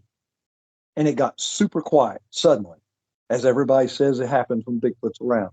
And we're sitting there, and all of a sudden we hear this woo, this bellow roar. but it sounds like it's not right on the not right there. It's at a good little distance, but we hear it. And if you listen to the recording, you hear me after it does it the second time. I go, "What is that?" Because I'm thinking somebody's playing a game because it didn't sound like the Sierra sounds or the Ohio sounds. It was just a roar, a massive roar. It was closer to what a lion in the zoo would roar like than something that's a Bigfoot. And it's powerful. You can tell it's powerful. So we're all sitting there paying attention, standing up, and we're whispering. And Sean had done before that. He does a whoop. It's kind of like I said in there. It's kind of feminine sounding, and he's far from being a feminine like guy. But he does it kind of comical. But he goes whoop whoop whoop whoop, and he kind of does sounds like Curly on the Three Stooges at the end of the whoop, and he does it kind of loud. And he had done a couple of those before this howl began down the street, down this creek bed. And we're all going, and I said, "What is that?" And then I said, "Is that your boys?" Because I thought maybe they had this loud PA system or something that they were playing with us. And he says, "Dwayne, my boys are up on the," and he pointed in a direction. He said, "My boys are up there at a birthday party at a party." He said, "There's nobody here but us." And I was like, "Well, what in the heck is that?" So Eric takes off running. You can hear him in the recording. He runs and goes around the front side of the house and goes down toward the barn on the lower end of the property. And then Sean and we start moving in the direction of the howl down the trail. And this thing gets super loud. I mean, I had never heard anything as loud as it was. There was no way we could mimic the bass, the tone that was in this howl.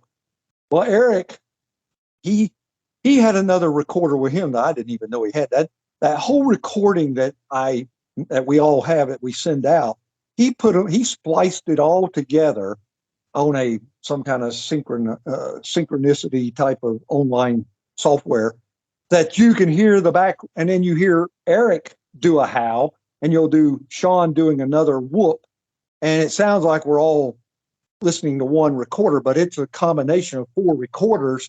And he put the audio pieces all together, and it turned out pretty credible. It sounds almost as good as what it did to us in person. But whatever it was, after Eric did his howl, it did another reply much louder than Eric. But then we started hearing it disappear. It was going up the hillside and the mountainside away from us, out of ear range, and then out of the recording. Obviously couldn't hear it anymore. But that was in Quebec Run. And that was a super intense howl. And what was amazing is where Eric and I, who was with me again in Quebec Run in 2015, it was only about 3 miles, maybe 2, as the crow flies, where we had the large sunset colored orb, illuminated object, probe, whatever anybody wants to try to call it, come into the woods where we were. And we were there on a Bigfoot investigation because a farmer had spotted Bigfoot on the backside of his property on his game camera. We never got possession of those pictures, but he was very upset with this Bigfoot being on his property. So we went to the Quebec Run Wilds Wilderness area, and we were going to do a Bigfoot night investigation. That was our sole purpose for being there. But instead of us having Bigfoot show up, we ended up with this bright orange orb that, if you watch the Small Town Monsters segment, Seth gave me like 12 or 13 minutes of time to fully define everything that happened to us that night. The orb looked like a probe, a beacon light. When I first spotted it, it looked like it was about the size of my fist, bright orange, and I couldn't tell the distance because it was so dark that night that you couldn't see your hand in front, physically could not see your hand in front of your face. So I couldn't tell any depth or distance to anything around where we were at in the woods. But I knew this location like practically like the back of my hand because I had hiked it with myself and other people in the daylight. So I knew pretty much what it looked like, and that there was a series of other hillsides between where this thing looked like it was originating and where I was standing watching, observing it.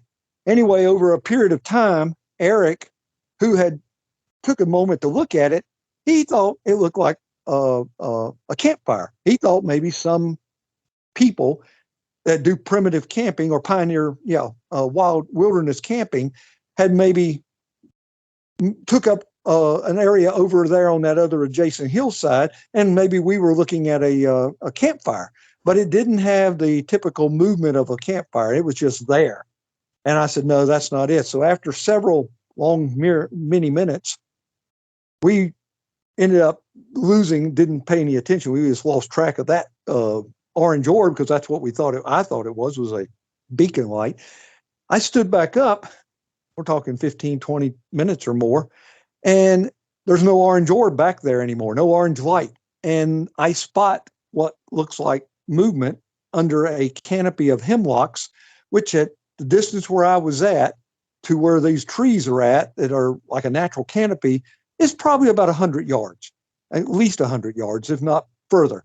And it looks like, and I know inside that area, there's no vegetation under those trees because there's so thickly vegetation on the trees that it's nothing growing under it. It's just a big dirt, natural earth and floor underneath of it.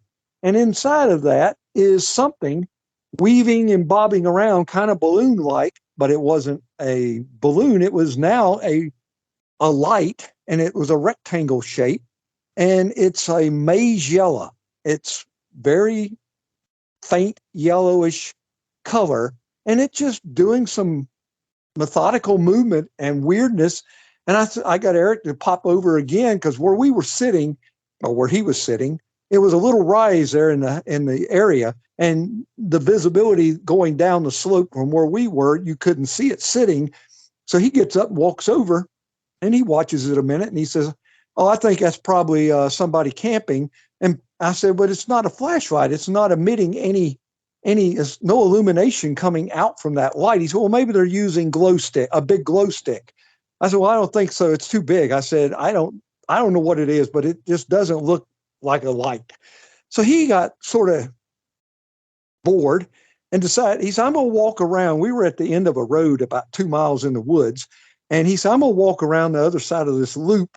And he said, "I may try doing a couple calls or something." He said, "If I hear or see anything, I'll yell at you. You can do what you want to do." So I'm standing there and I keep watching this light that's moving around inside this canopy of trees.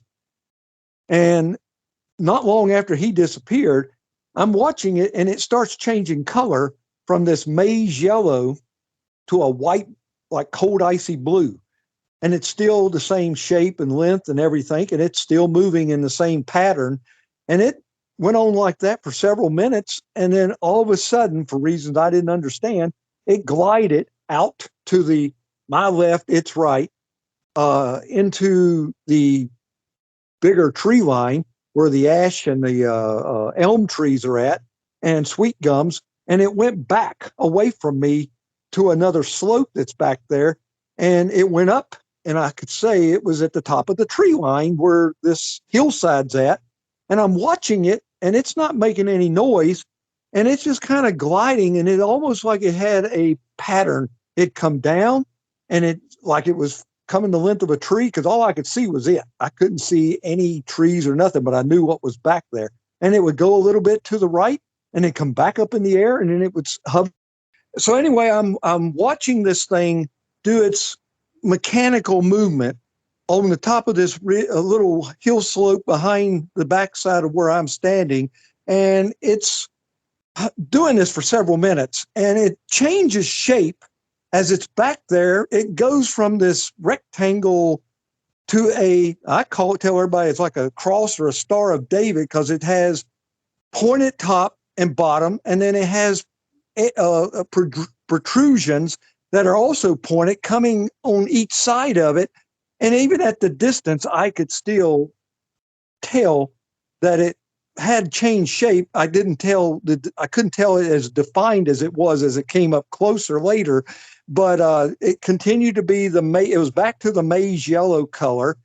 And as I'm watching it, I hear Eric, or I hoped it was Eric, is crunching the gravel coming up behind me. And I look back and I ask if it's him. And he goes, yeah. I said, you need to come up here now. I said, you need to see what I'm watching. So he comes up and we're standing side by side. And he's like, what is that? And I give him a background, quick update on what I'd been watching while he was gone. And we're watching this thing. And again, it's still coming at a mechanical like movement, gliding down to the ground level and then back up to the trees, but not as pronounced as it had when it was up on the hillside, until it got to a point where it looks like it's about midway up a tree and it starts coming toward us. And I said, Eric, what do you think that is? He said, I don't know. I said, well, whatever it is, we're about to find out because it's coming straight at us. So we're standing there now. Neither one of us have turned on any lights or made any attempt to identify our presence in the woods. We're just there in the pitch dark.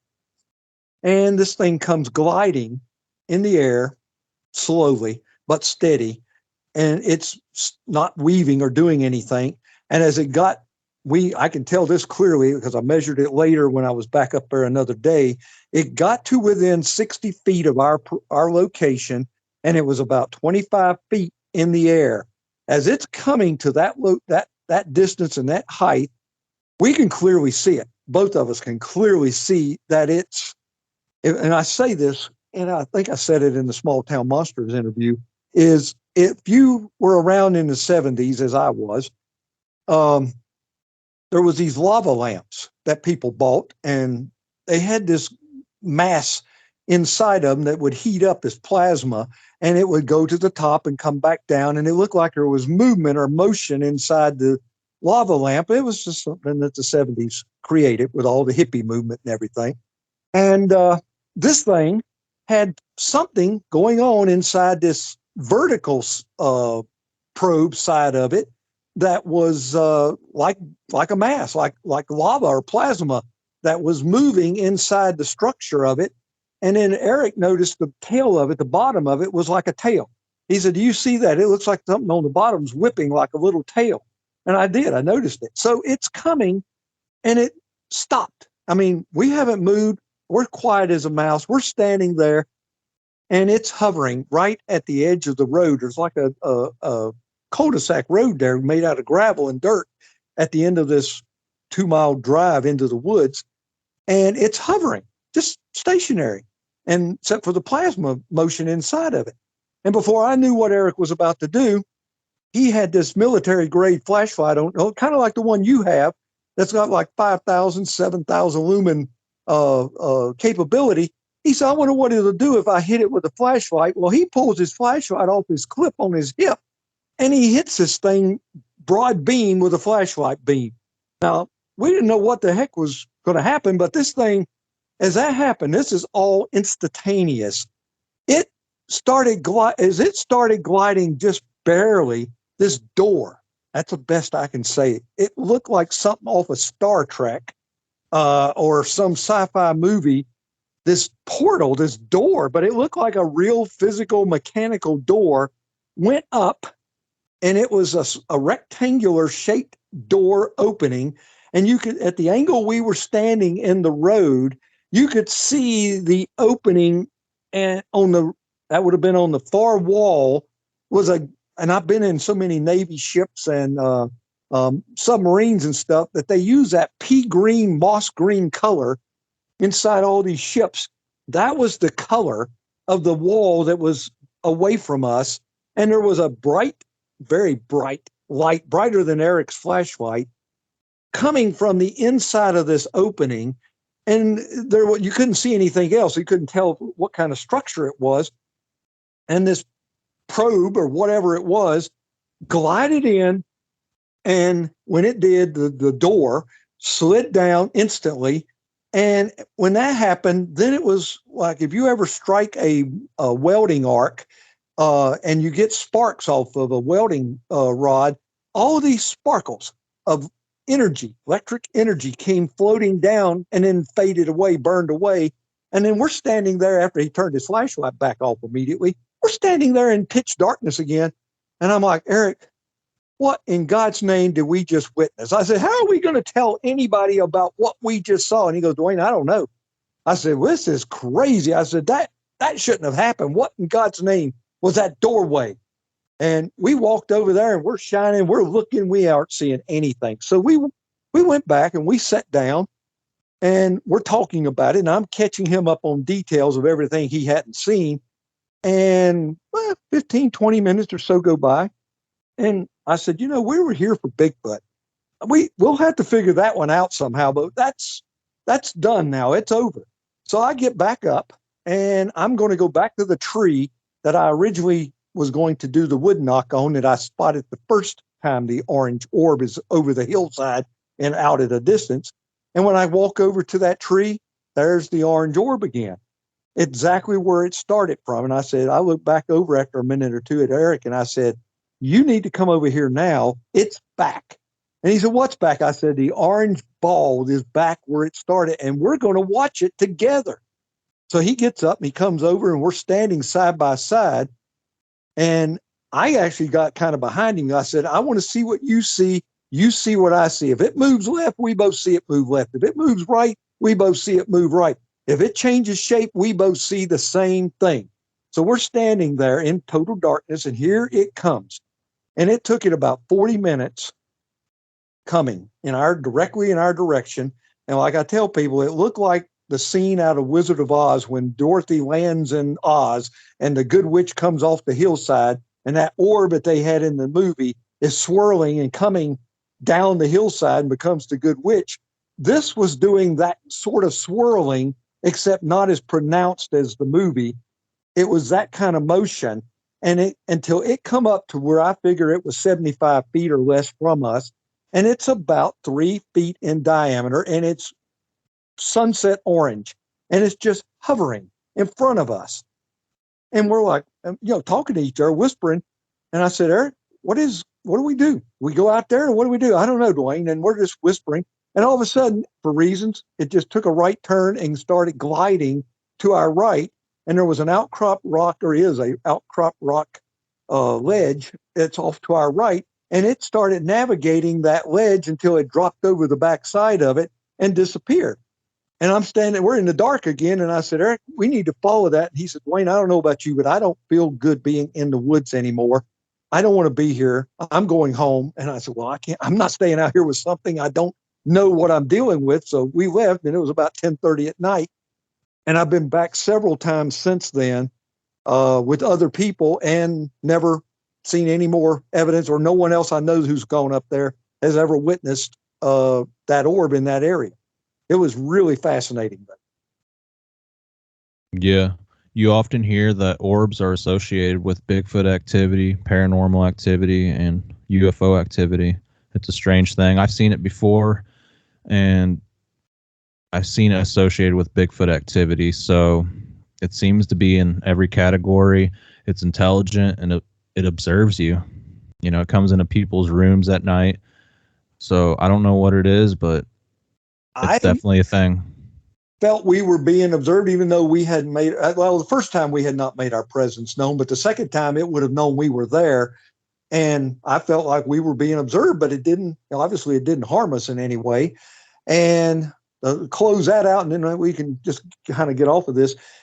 2 weeks afterwards, that was like the end of August, and 2 weeks into September of 2015, the same year, same location, but except 6 miles across this wilderness area, a group of 3 people who were in another Bigfoot group that I knew personally, knew these people very well. 2 of them were retired and one had owned her own business. They were going to another location where one of the 3 of them and another person had been camping around the same time, like the weekend after Eric and I had our experience.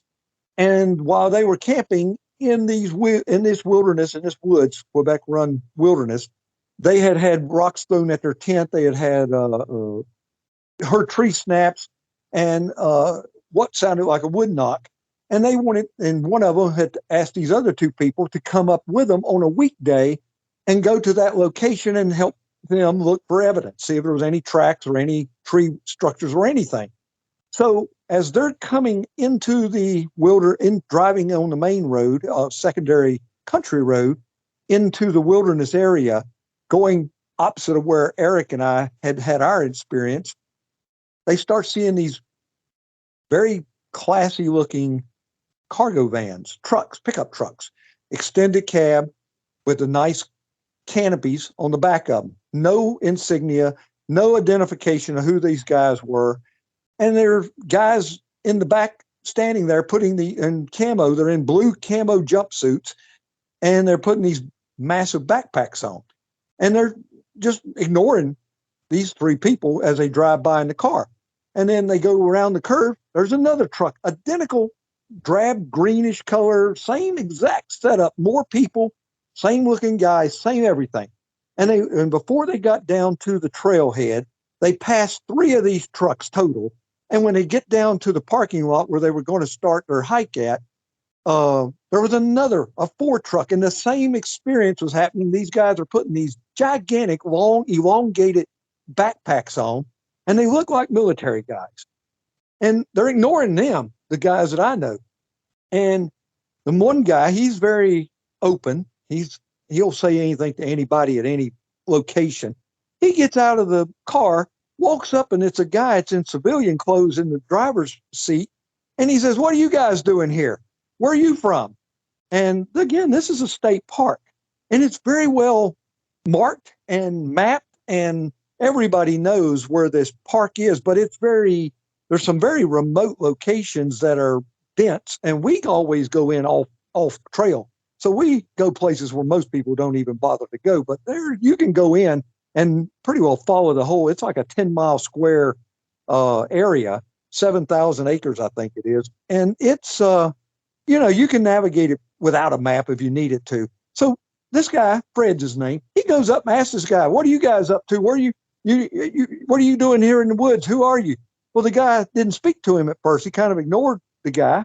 And then he said, "Well, we're here to Bigfoot. Are you here Bigfooting?" And the guy looked at him and he said, "Not exactly." And he said, we're with the U.S. Army." And Fred goes, "Well, I don't see any U.S. Army insignias." And the guy said, "Well, we don't have these trucks marked."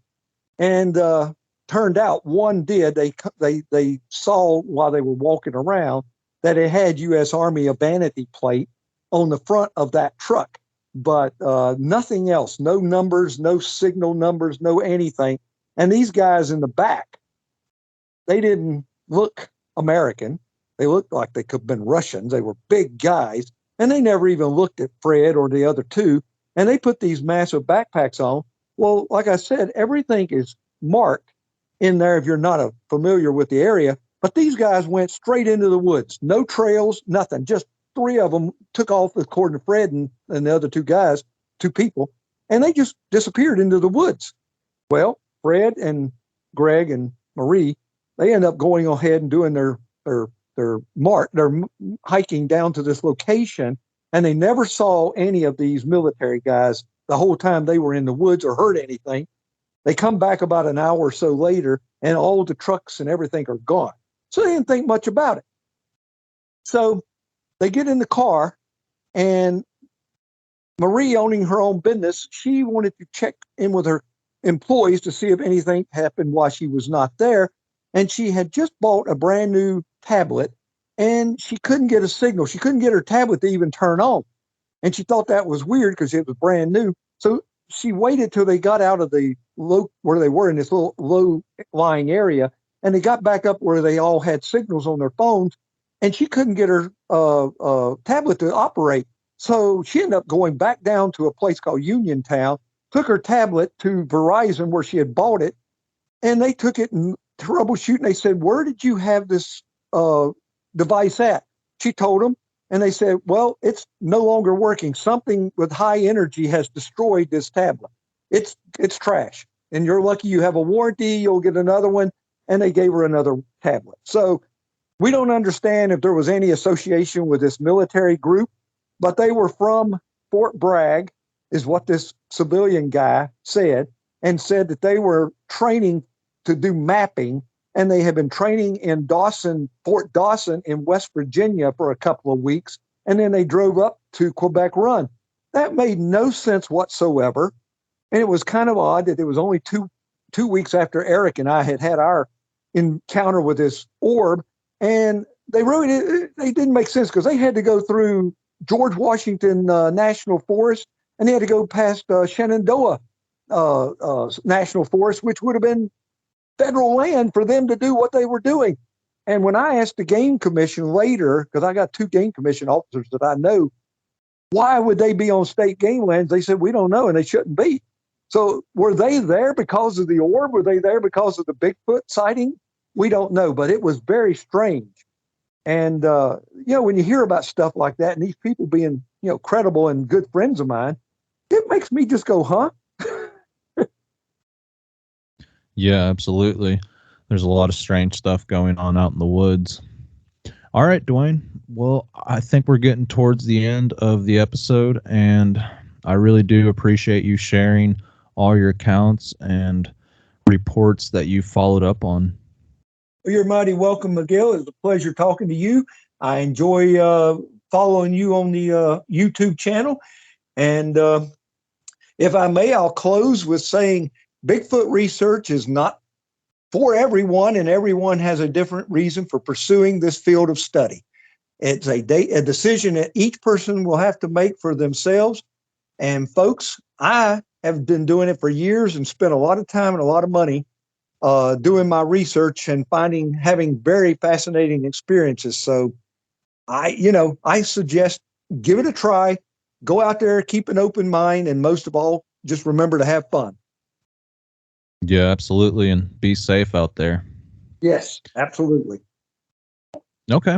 Well, I think you explained everything really good, and I don't think I have really any questions other than what do you think the structures mean before we hop off Skype here? There's actually a website, and there was an Indian, a Native American Indian in the Pacific Northwest who provided, and I believe it sounds about right. The TP is represents a meeting place where it did with the Native Americans, depending on how many sticks or limbs are positioned. That's how many Bigfoot allegedly gathered at this location, or it means that it's a temporary shelter location. The X can either mean stay away, or it can be a friendly saying, meaning friendship or friends. The arch, the meaning that this Indian person, this Native American man gave, said that arches, if you find them, they are pointers or trail markers, and they mean how many mountains you have to still travel over to get to your destination. And the star, the asterisks, are like, I was told by one person that they believe that means there was a newborn, and there's always a single stick or limb or tree surrounded by other similar sized branches, and they say that indicates that there was a newborn in the clan or in the group. So those are the only ones I know anything about. I don't think I'd just be guessing at any of the other structures I found. Yeah, same here. Okay. Well, I appreciate you sharing that with me, and I'll share this with your with the listeners real fast. I own a FLIR camera, and I bought it in 2011. And one thing I found, based on the structures, and we believe Bigfoot has nocturnal vision at night, is when I went out in Clearfield, this is where I discovered this, I had my camera set to the cobalt blue and the amber for heat. And I'll tell you right now, I didn't realize this until I went back into the woods a couple places in the dark after I'd been there in the daylight. And then when I saw it through my FLIR camera, through my thermal camera, it looked like a billboard. These geometric structures and the X's pop out like billboards with a thermal camera. If you're a creature with night vision, I guarantee you they're seeing that they're markers like night markers. You couldn't see these in the daylight as clearly as you could with a thermal camera at night. Yeah, that is true. I have noticed that. Very good point. That's something maybe some listeners that do the night investigations having FLIR or thermal cameras of any kind might want to experiment with. Yeah, absolutely. All right, Dwayne. Oh, Well, I wanted to tell you that I appreciate you getting in contact with me and being a guest on the show. You did such a great job, and I think the listeners are really going to enjoy this. well, I appreciate you asking me on as a guest, and I enjoyed sharing a few because I've got hours. When you've done it as many years, I've been doing this, like I said, officially since '99. But when you have as many hours in the woods and years of investigation as I have, I could I could sit and talk for hours and not even touch half of what I've got information on. Yeah, it would take days to cover everything, but if you were ever up for being a guest on the show again, just reach out and we'll do this again. Well, I would love to. You let me know, and I'd love to do that. I enjoyed this very much. Yeah, me too. Okay. All right. You take care. And please, if you don't mind, if you want to put the links, they can go listen to more detail on small town monsters. I mean, if you want to put some links down there, I'm in it. It's my investigations. If you want to share that with the listeners, that's up to you if it's possible. Yeah, absolutely. I'll share the links and I'll share the photos and evidence that you sent over through email, if that's fine with you. That will be great. You're welcome. All of them, I'm wide open. I have nothing to hide. Okay, that sounds good. And I will let you go for now.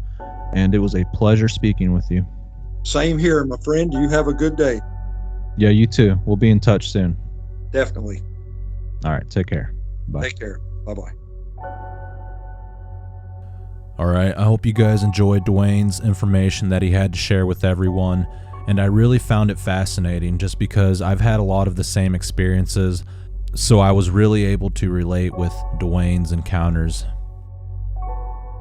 After the interview, I asked Dwayne, how much more do you have to share? And he said quite a bit. So we set up a part 2, and there will be another episode out for this interview just because there's a lot to cover. I like the way Dwayne kept the interview moving forward. I don't mind doing long interviews as long as they're action-packed and filled with information. Alright guys, that's all we have for today. Please like and subscribe, and if you would, join the Sasquatch Theory membership today. Also, be sure to stick around for part 2 of Dwayne's interview. Alright guys, take care, be safe out in the woods, and I'll catch you guys on the next one.